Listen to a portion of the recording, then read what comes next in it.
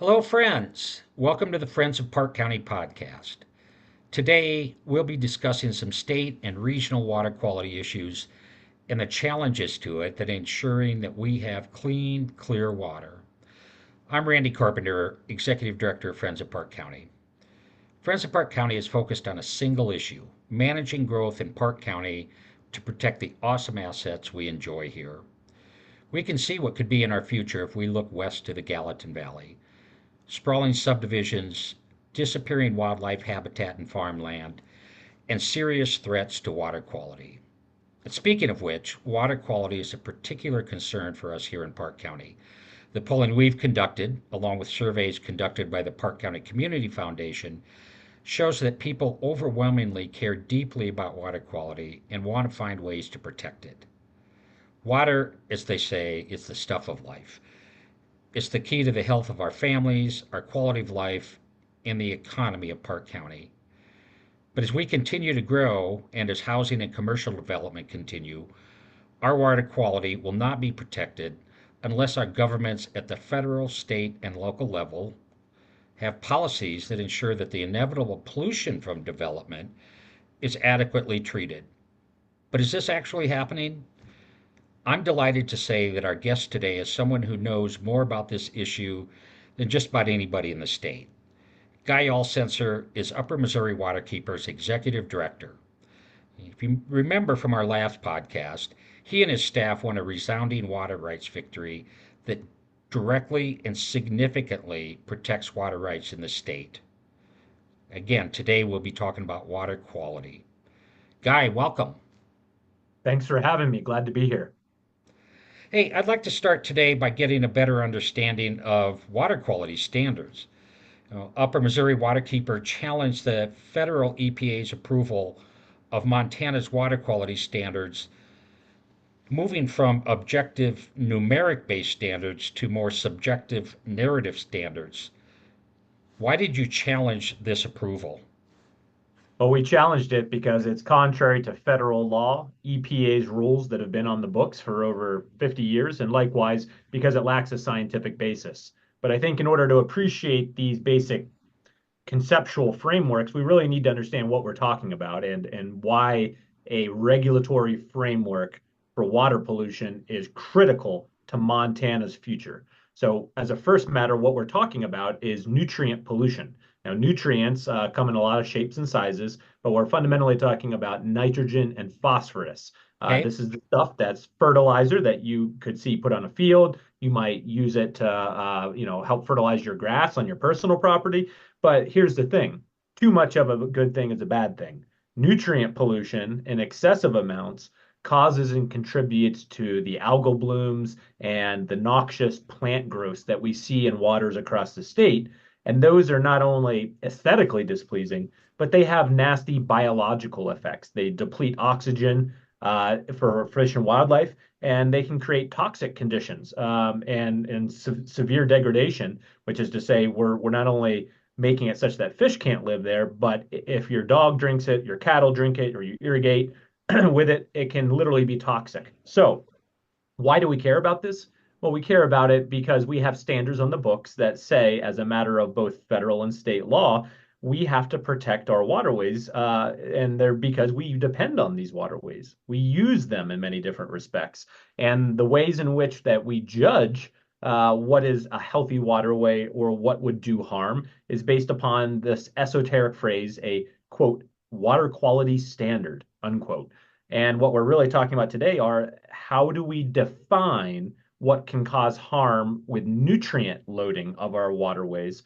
And the way in which we've done that, and best available science across the nation have said the best way to manage proactively and prevent harm in our waterways is to use numbers, concentrations, such that we can use technology and science and go out, put a device in a waterway and say, hey, it's above or below a threshold. And by doing so, we're able to come up with a very statistically sound and defensible approach to saying a new project will or will not do harm based upon the baseline that exists today.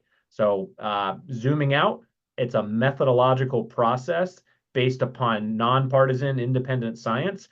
And it frankly reinforces the values that we all care about: fishable, swimmable, drinkable water that's both readily available and clean. This is the actual toolkit for making sure it stays clean, or conversely, for making sure we have meaningful sideboards on projects such that they won't cause negative impacts from a biological and ecological perspective.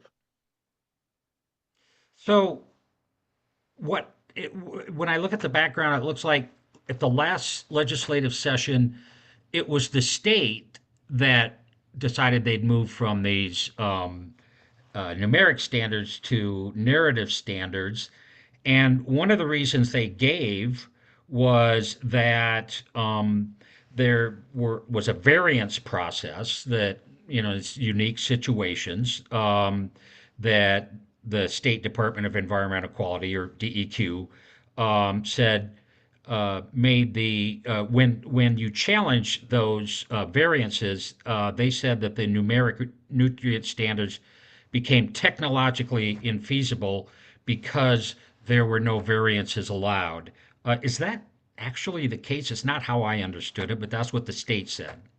Yeah, and I think there's a lot of disingenuous rationales and half truths and lies of omission being traded both in the previous legislative session by lobbyists, but also in terms of what are the brass tacks today. So let's unpack it.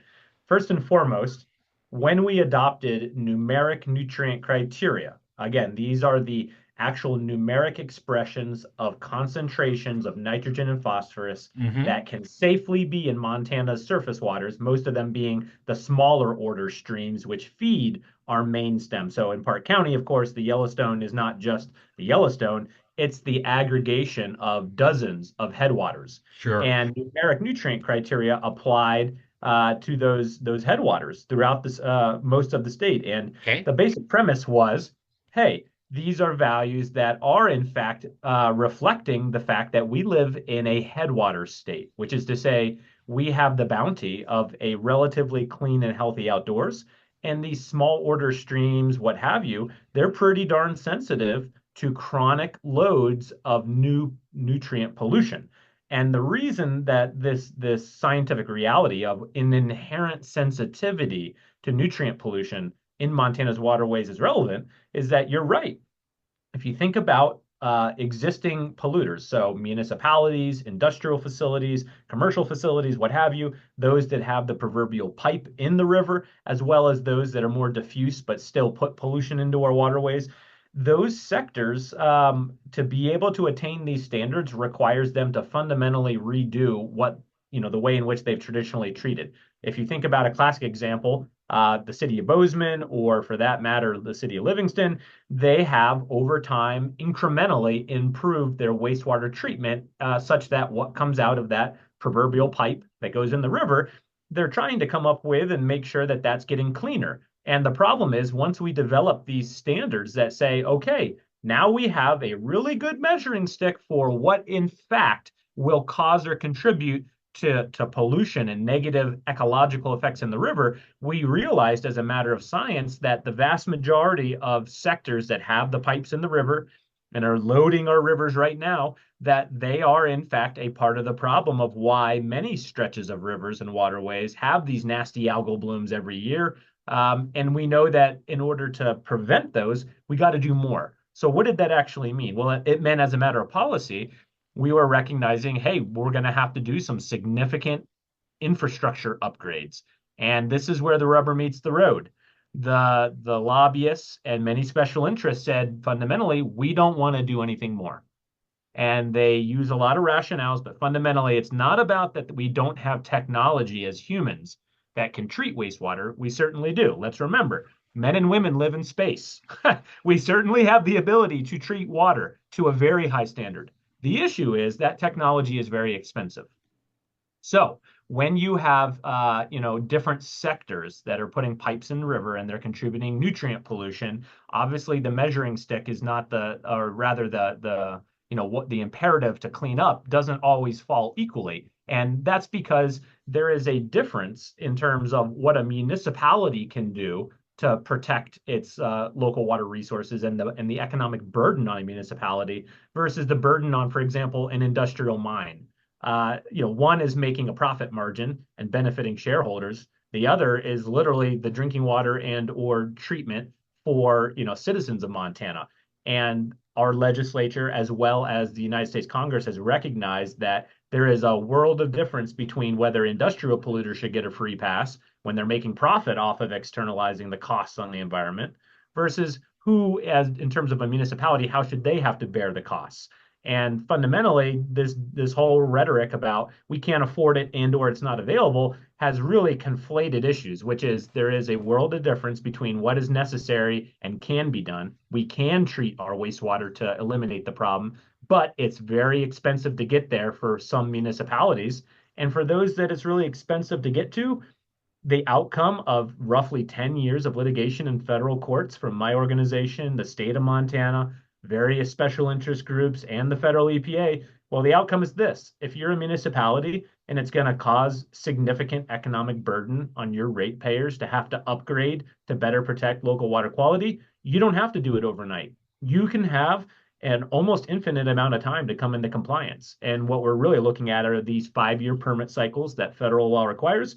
You can work on that for 5 years. You can work on it for another permit cycle of 5 years. You could even have 15 or 20 years to come into compliance, but you have to have measurable progress over time. And now this is how municipalities have fallen out in terms of implementation. The difference is all the special interest groups from the corporations and the industrial polluters, they thought they were going to get a free ride on the backs of municipalities. And when Waterkeeper challenged this idea of a general categorical exemption for every polluter in every part of the state, for every waterway, we won on that. And all the industrial polluters didn't get a free ride. And now, if they want to, in fact, when we're reviewing their pollution permits, they have to show with science how they will or will not protect local water quality. And unlike municipalities, they're unwilling to open up their profit loss margins and show on a spreadsheet this is going to cause me economic harm because in the end we know these are very profitable entities that make profits off of putting pollution in our waterways. And that's not the same as, for example, a family of four seeing their rate increases, $50 a month. That's something that our legislators have said that's a problem, but federal Congress did not give a free pass to industrial polluters. So this was a 5-minute deep dive into why was there so much mistrust? Why have we, as a matter of the state and Yeah. the EPA, repealed the standards? Well, it's essentially throwing the baby out with the bathwater. There are a bunch of special interest groups that are very sore about the idea that they don't get a free pass. And now they're trying to use a friendly federal administration to escape review. And unfortunately, ratepayers and municipalities are caught in the middle. And again, I would say at the most basic, Randy, this is a solvable problem. We have technology to do it. And when you have challenges with implementing at a site specific level, how do we develop infrastructure and technology to solve problems? The solution is not to ignore the problem and try to get rid of the measuring stick. The problem is you need to tailor the solutions for a particular sector or a particular polluter to figure out what's going to work for them in their waterway. That's a balancing act that protects the environment and gives them a clear pathway forward.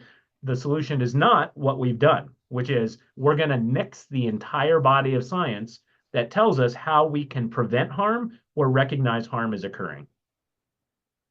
Well, that brings to mind what you've just been saying. It brings to mind to me the issue I've heard from several municipalities, cities in the state, um, is that, that is the taxpayers, spend millions upon millions of dollars upgrading their wastewater treatment systems to meet the standards, numeric standards. But when you have, for instance, you said industrial uses, but also septic systems proliferating out in the countryside, create, nutrient runoff, groundwater that runs into those headwater streams that they don't have to abide by those standards. So the cities are spending a lot of money to do this, but they're actually almost having to clean up some of the nutrient loads from septic systems proliferating out in the rural areas of the county. Is that the case? Absolutely. Yeah, Randy, you're spot on, and let's be really clear about the status quo today based on federally approved pollution diets and investigations of what's actually happening. So when you look at and break up, and I'll use the Gallatin because it's just over the hill from Livingston and Park County. In the Gallatin, we recognized over 20 years ago the vast majority of streams that flow down ultimately into either the West Gallatin or the East Gallatin or to the main stem Gallatin after their confluence. The vast majority of those headwater streams were already polluted and unable to maintain and improve their water quality standards of, for example, cold water fisheries, for making sure their algal blooms weren't occurring. And we knew that. And so you might ask, well, how did that happen? Who's to blame? Well, it was the legacy of human development over the last 150 years. But as categories of land use, and particularly with nutrient loads in mind, the federal government and scientists determined that, guess what? A significant contributor, and in fact, the largest growing contributor of putting nutrient loads into these headwater reaches was actually coming from sprawl development, right? It was the Yeah. proliferation of enormous, on a scale of the watershed, an enormous amount of sprawl development, and they're all reliant on fundamentally poor wastewater treatment, right? And it's these community scale septic systems or individual septic systems, plus the idea that in Montana, most of our river valleys, and this includes Park County, the Shields, what have you, we have alluvial river valleys that these are not some sort of magic aquifer that just holds pollution that's put in them subsurface, right? It's not magically assimilated and then it doesn't have an effect. Rather, it all ends up in our waterways. We're all hydrologically connected. And we know this because, of course, the Montana Supreme Court has said the as a matter of law, but also of science, we know hydrologically that the water resources that we use for our drinking water and groundwater, we know that if somebody tries to take, for example, an exempt well upstream from a surface water, we know that that's actually taking water from that surface water, right? That's downstream and down gradient. Well, the same applies in terms of the qualitative component, which is we are, in fact, externalizing the costs of development and allowing sprawl development to unfairly and unjustly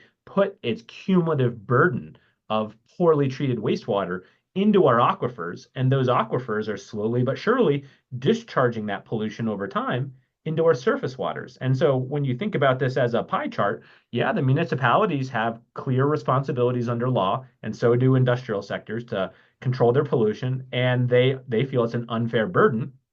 And one response might be, well, why don't we do something about it? And let's be very clear for the gentle listeners out there. Under state law, we certainly have the ability to impose a science-based system of regulation that would hold accountable sprawl development to pay it forward, which is to say, hold them to high standards of care. As but one hypothetical, anyone that wants to put in a major subdivision, just the same as they're no longer allowed to, steal water for exempt wells and aggregate them together. We could, as a matter of state law, develop a policy that says anyone that has a certain scale major subdivision, you have to use best available treatment technology for a centralized system, and you may not use septics. But let's also be very clear for your listeners, the exact opposite choices are being made by our legislators right now. In the 2023 legislative session and the 2025 legislative session, specific amendments of Montana state law are being made that literally incentivize sprawl development outside of municipal centers and provide a disincentive to build within our municipal centers. And that is a very tragic occurrence, strictly as a matter of science, because there is no reasonable dispute that sprawl development that is not held to a high standard of care for treating its wastewater, it externalizing those costs onto our local groundwater, which affects the aquifers and it affects our waterways. So, coming full circle, the municipalities are rightfully concerned and frankly outraged that we don't have a system that pulls in new development pressure and addresses legacy development. And part of the issue to me is we don't get rid of the science-based standards for judging harm or restricting pollution when in fact we have an implementation challenge and a lack of political will to solve the problems and pollution loads that are coming from one of the largest growing sectors of land use. Instead, what we ought to be doing is coming up with legislative solutions that frankly get rid of the bad rules that we put on the books that incentivize, for example, if you put in a new subdivision right now, Randy, a quarter-mile setback from any surface water in the state. So think Right? about Paradise Valley Yeah. and think about someone outside the municipality of Livingston. If you go but a couple miles up the road and somebody owns riparian riverfront on the Yellowstone, as long as they're a quarter-mile setback and they're up on one of those benches, and they want to put in a 400 door subdivision on a creek and just off the Yellowstone. If they're a quarter-mile setback and they're using what the state calls level 2 septic, guess what? They're exempt from getting a discharge permit. They're exempt from having any site specific review of impacts. As a matter of state law, our legislators have actually literally buried their heads in the sand like an ostrich to the cumulative impacts of sprawl development. And I'm telling you that this, in conjunction with eliminating the use of science-based measurements, means we're going back to the dark ages of being able to control sprawl development and the cumulative impacts on our waterways in Montana. So, Guy, you're saying that this quarter mile standard, so that applies to all situations. You said that, in Park County, up in the Shields and in the Paradise Valley is largely an alluvial situation that, quickly goes down into the groundwater. So is that the case no matter what the geologic situation is that quarter mile standard applies? That is, and this is a virtue of law that was passed in the 2023 session, and DEQ, our regulators, did implementing rules in 2024. And Waterkeeper, my organization, is right now litigating the constitutionality of that because we recognize if you talk to Montana citizens today, and I'm not talking about just people that live in the cities, I'm talking about real Montanans anywhere. One of the number one things that comes up in every piece of conversation for me is a concern that we are having our values slip through our fingers, and that is particularly acute around development pressure. We largely see people that feel disenfranchised. They feel like they don't have a voice to protect the cultural values that we care about, many of which are related to this extreme development pressure of things out of scale and seemingly unregulated all around us all the time, and that we have a general grasp that these have negative external costs on the environment and the values we hold dear. And yet, how do we prevent those things? Well, it really comes down to not, ideally stopping bad legislative bills like this, or conversely, we need to work with not-for-profits and other organizations that are advocates that are trying to overturn these bad laws that are contrary to science. So that's where we're at today is we have some serious disincentives to doing density within our centralized, facilities and using municipal works. And to the point that you've made, Randy, which is municipalities are like, boy, we're losing a ratepayer base to even do the technological updates that we ought to do. I think that's a really true argument, and it has a matter of, as a policy basis, to the extent that the legislature is incentivizing sprawl development outside the donuts of the city, right? They're losing a ratepayer base that could help them do better treatment, and we're externalizing the costs and unfairly shifting the burden of development onto not only our outdoor resources, but onto our wildlife and onto the very values that 9 out of 10 Montanans probably cherish. So, what do we do about this?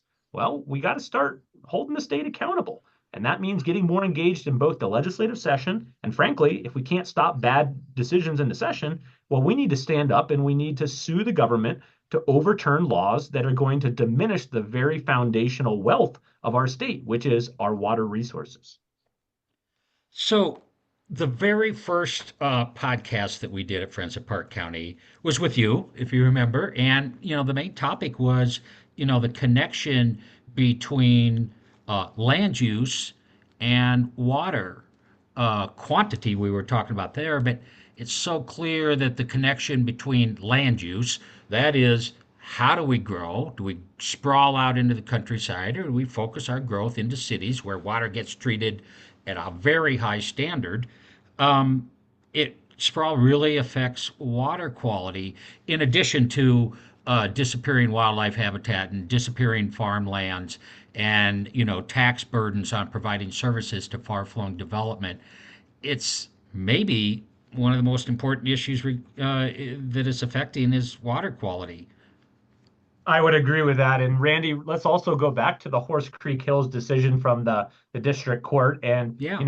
much ado was made about, and rightfully so, the finally putting a stop to the aggregation of multiple exempt wells for new sprawl subdivisions. But remember too, the other part of the court's order was specifically, enshrining and affirming the mandatory duty of local government to not just listen to local public comment, right? Particularly, personal bases showing this is how these projects can affect me and to have to reconcile them, but an affirmative duty saying local government has to look at what are the offsite water resource impacts, including pollution. And in that case, we had a headwater creek that was directly on the border of the Horse Creek Hill subdivision, and it was already dewatered, but also it was Mm, already polluted in terms of right. nutrient loads, and it flowed into Canyon Ferry, which was also polluted by nutrient loads, which of course is the sum of, the sprawl development and historic land use legacy of pollution from, over 150 years. But the point being,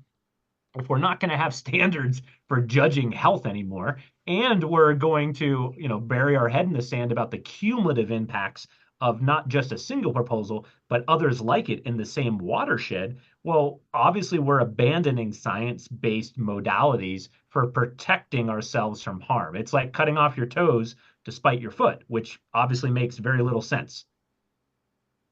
Yeah. Say someone once asked me, well, why do you care so much about sprawl and development out into the countryside? And it was like my what I care about is and what Friends Park County cares about is the very objective things impacts of that, not just an aesthetic thing. It's about, again, disappearing wildlife habitat, disappearing farmland, extra costs, high costs for providing services and infrastructure to far-flung development. But it's especially salient when we're talking about water quantity and water quality. So this has just been a great discussion to loop back to that original topic of the connection between land use and water. So one another topic that caught my eye is this subdivision down by Big Sky, over in Gallatin County. It appears that you all won an important battle over how the state DEQ, Department of Environmental Quality, reviews the potential water quality impacts of subdivisions. So, why did you challenge the state on this, and why did the district court find in your favor? So this is also a really important piece for folks in the broader Paradise Valley, Shields and Livingston to think about, which is we're now within this rubric of land use that is outside a municipality. So it's literally by definition sprawl subdivisions, right?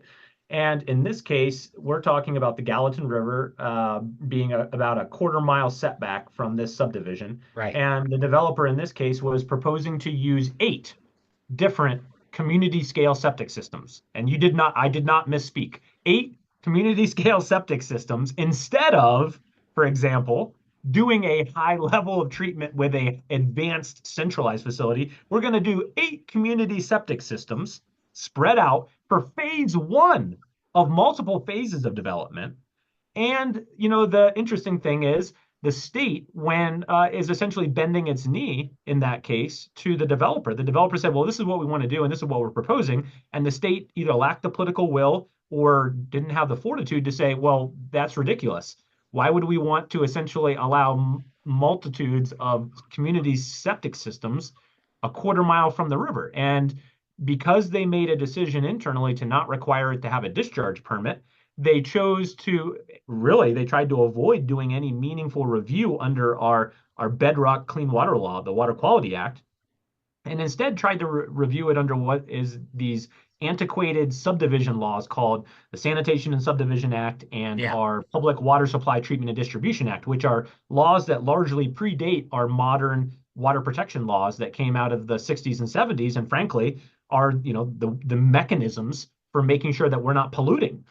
We don't want the Cuyahoga River here, right? We want to avoid those types of externalities. So what we really challenged in that case was one of the first instances in the state where the developer had said, I want to propose this, which was essentially trying to cut as many corners as possible to have the cheapest possible way to have something built for a new large scale commercial and residential development. So we're talking hundreds of doors, right? With hotels included and other commercial spaces. And yet it was right by the Gallatin River. And this is at the same time that the Gallatin River started going green with nuisance algal blooms every year. So the neon green filamentous algal blooms were happening starting in 2018. And yet this developer was pushing forward, and the state just rolled over like a good yellow lab and showed its belly and said, whatever you want. So we sued because they not only refused to treat it as a discharge permit, which would have required better site-specific scrutiny, but because we have a right to be free from the harm in the first place. And we already knew the river that is only a quarter-mile setback was hydrologically connected to the groundwater that would be receiving all of this brand new septic pollution. And in the community of Big Sky, in the Canyon area, and the Gallatin, there's no reasonable dispute that we already know there are problems. We already know that legacy septic and sprawl was contributing hundreds of thousands of gallons of poorly treated septic waste per day into shallow groundwater, and that each summer that is related scientifically to the very nasty issues that are ecologically degrading that river. And the state had made a determination that the river should be declared impaired and a mandatory cleanup plan happen. And yet, with the other hand, it's approving new sprawl development, contributing the very things that are causing and contributing to the harm. So if you're saying to yourself as you're listening to my little dialogue here, wow, this sounds a little absurd, you're right. It is a little absurd. Why would we be doubling down on the very practices and pollution sources that are a part of the problem while we're admitting that there is a problem, and yet we don't even have a cleanup plan yet? So this is the backdrop of this case, and ultimately the district court came down and said, look, there is a mandatory duty on our state agency, that's the penultimate regulator for our water quality laws. You have to look at the cumulative impacts. You can't just say a project exists in isolation, because a particular proposal or activity never exists purely in isolation. It's always going to be contributing some amount of pollution to a river system that is accepting it from a wide variety of different things. And if we want to protect clean water in our state, what we have to do is make sure that our regulators are looking at the cumulative impacts of these types of proposals and this type of pollution at a watershed scale. And unless and until we hold our regulators accountable to do that site-specific analysis of this project, plus whatever else is going into that same watershed, we don't actually have a science-based understanding of what the harm could occur from allowing new land use. And remember, in Montana, we have constitutional rights to a clean and healthful environment and to protection of our ecological life support system. Those might sound like highfalutin terms, but they actually have teeth. And the teeth is our water quality protection laws under state law. And when our agencies don't apply them to look at the baseline and look at how new projects, potentially of a significant scale and size in sprawl development, could make problems worse, they break the law. And that's fundamentally what the court said. You got to look at the cumulative impacts. You can't just ignore things because it's an inconvenient reality. Development has to be paying it forward in terms of saying, what are going to be the impacts of this project in conjunction with the baseline today?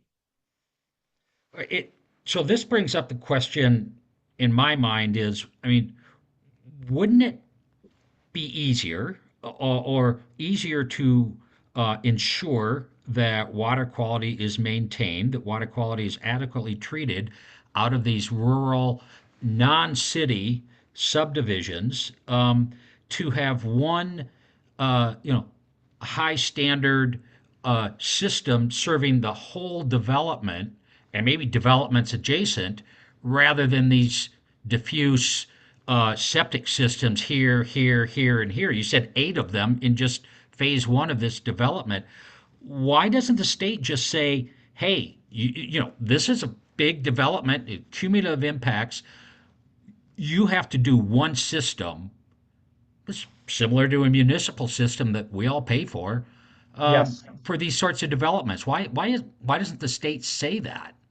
Well, I would offer, and this is my activist perspective, well, I would offer that we have a system of rules that have largely been written to benefit special interests and to create loopholes. And that the day-to-day, there's a concept. Let me back up, Randy. There's a concept in the environmental movement that is called corporate capture. And corporate capture is a sociological phenomena that is when you're a bureaucrat and you work for the state, I would offer you probably come at that and say, I want to protect water quality. I'm going to work for the state. I got a master's in engineering. I'm going to help make sure that we're applying scientific standards and engineering to protect clean water. But, over the course of the next 10 years, who do you hear from on a day-to-day basis? Yeah. You hear from people that are seeking entitlements to build, to Yeah. degrade the environment. And what you end up doing is thinking that your job is to serve those people. Your job is to issue permits. And let me remind everyone, that's not their job. Their job is to look at the forest for the trees and to protect the public trust in a clean and healthful environment in Montana. And that disconnect, this idea of what is your job when you're issuing these permits? Your job is not to figure out a way to issue them a permit or an authorization with the least amount of trouble. Your job is to be as protective as possible using science of the resource that will receive the cumulative pollution. And that is, in my opinion, what's really happening here is we have a combination of the legislature and special interests monkeying with our rules ad nauseum, combined with civil servants that are forgetting that their job is to protect the public's rights and the public trust and no other. And when those get all mixed up and the water gets muddied, frankly, what falls through the cracks are these little projects that, oh, it's just one project. How bad could it be? I would offer that is the reality in which we find ourselves, which is we are having agencies rewrite their rules to determine everything in a single project as quote non-significant, and yet it's never about one particular project. We're not doing toxics out of the end of a pipe. What we're doing is cumulatively loading so much pollution from all sectors of land use such that our rivers are already over their tipping points. And it's incumbent on us as a citizenry and as informed advocates to continually get into the weeds and get to the brass tacks and figure out what are these mechanisms that are allowing the agencies to have discretion to continually allow death by 1,000 cuts. And frankly, that's what Waterkeeper does at the most basic is we're trying to figure out a way to use nonpartisan science to protect the public trust in clean and healthy waterways. And that really requires an in-depth understanding of how our system of rules, as in a matter of implementation, are failing us to protect water quality from sprawl development pressure. Yeah, that issue of cumulative development always kind of, really worries me. Because as you said, well, what's the big deal? Look at we're treating this. Coming out of these, 40 septic systems in this subdivision. They're being treated, and then when you add another subdivision and another subdivision, well, all of them are good. It's only at some point that you find that you've reached a tipping point and you're having algae blooms in your headwater streams. And so we go along thinking we're okay, and the legislature says we're okay until we're not. And I think that's the crux that everybody needs to remember is that in Montana, we have fundamental constitutional rights. So this isn't about what's happening in DC. This isn't about the feds. This is about our state and your rights as a Montana citizen. And whether you came here 1 year ago or you've been here for 5 generations, we have equal rights to a clean and healthful outdoors. And making good on that right, there is an affirmative burden on our state government and every local government to make sure that they are working in an affirmative, anticipatory, and preventative fashion to make sure that we don't see the fish going belly up in our rivers, that we don't have these algal blooms. But making good on that fundamentally means we're working against the behemoth of special interests, which are having a heyday right now in the massive land grab and frankly, the sell off of Montana's natural resources. And I think this is analogous to when the Copper Kings were here. And I don't think that's, hyperbole. The Copper Kings pilfered our natural resources of our state, along with mining, and frankly, ruled like kings here for decades and decades and decades to the detriment of not just human life, but to the detriment of our environment with a legacy that we still bear today. And yet we are casting in stone a more insidious legacy, which is we are failing to protect in the first place what should be clean and healthy. And we will bear the costs economically, socially, and ecologically of cleaning up that legacy of pollution from sprawl and irresponsible development because we're not setting strong science-based standards of care. And when we forget to set good sideboards based on nonpartisan science that benefit all of us, including the most sensitive uses of our waterway, what we're doing is allowing a new legacy to occur, and it's going to be a legacy that's going to have a hefty economic price tag down the road.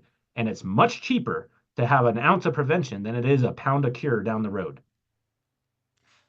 Um, that's just so compelling to me. And the additional thing that's compelling that everything you're talking about here is, not just your preference or the Upper Missouri Waterkeeper preference. It's in our state constitution, right? Aren't we guaranteed a right to a clean and healthful environment? Yes, absolutely. And I think this is I mean, I'm my team often jokes with me and say, "Wow, you have a lot of moral indignation." But let's be very clear. If you're a Montana citizen, you should be outraged anytime you see an algae bloom, and you should be calling up and figuring out why are we seeing our waterways already contaminated. Let's remember where we are. I mean, the real estate agents do have it right when we say it's all about location, location, location. We're a headwater state. It doesn't get any more clean and healthy than what comes out of Yellowstone National Park or Glacier or some of our wilderness areas. And yet, what is the legacy? Well, as we know, right now, we already see the middle segment Gallatin, less than 50 miles downstream from Yellowstone, is going neon green with algal blooms. We're starting to see Southwest Montana's treasured blue ribbon trout streams, which are frankly the economic engine for rural Americana in Southwest Montana. Guess what? Those are on their knees. They're on their knees. And it's not a real secret about why. We're having cumulative pressure. It's pollutant loading, dewatering, and climate pressures. These are very real problems. And I would offer, let's remember, we have a right to be free from this in the first place, but don't despair. What we should be doing instead is saying and reminding ourselves that these are solvable problems. We are a headwater state. We have some of the most awesome, phenomenal outdoor resources, not the least of which is water. And yet we are letting it slip through our fingers because we don't want it to interrupt our daydream of enjoying that clean and healthy environment outside as it exists today. We're too busy, we're too whatever. And I'm here to tell you, wake up. Like we should be morally indignant and outraged that our government is not doing more to serve us, the people. And frankly, if it's as important as changing the oil in your truck, what you need to be doing is remembering that democracy is not a spectator sport. And that if you can't get on board with some of the social justice stuff out there, something that should be near and dear to many of us is the environmental justice, which is don't let our government sell off your right to clean, healthy, and abundant water to private speculative interests as they sell off our landscape and our heritage. And guess what? We have meaningful tools to make good on those promises, but it requires us to work with advocates and to be diligent safeguards of what the heck we're entitled to. But, as they say, a rule is only as good as its enforcement. And I'm here to tell you now is the time to stand up and get engaged and support advocates calling for change in how we do business. Otherwise, it's going to slip through our fingers and our heritage will be gone. I think that's just, a fantastic way to wrap up this conversation. Good news is that we can do something about this. Is preventable. Algae blooms are preventable. Water quality issues, water quantity issues are preventable. There are solutions to it, as you said. But I think that brings to mind the key work that nonprofits like Upper Missouri Waterkeeper and Friends of Park County do. It's really about maintaining the wonderful assets that we have in this place, and there's something that we can do about it. And your organization and our organization is, intent on doing that. And just once more, Guy, I just have to tip my hat to Upper Missouri Waterkeeper and you personally. I've been in this, out here doing this nonprofit work on land use and water quality issues for 25 years here in Montana. And I have to say, I've seen a lot of nonprofits come and go.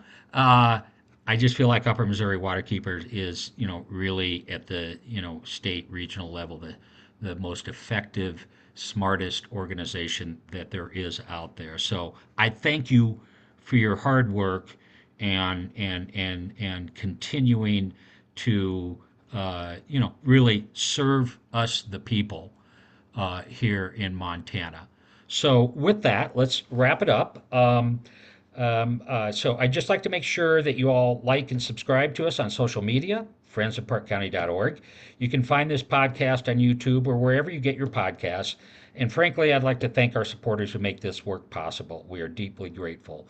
And once again, thank you so much, Guy, and good luck in the future. Thanks so much for having me, Randy. And if you gentle listeners are not yet a member, please become a member of Waterkeeper and Friends of Park County. Thank you. I second that. Take care.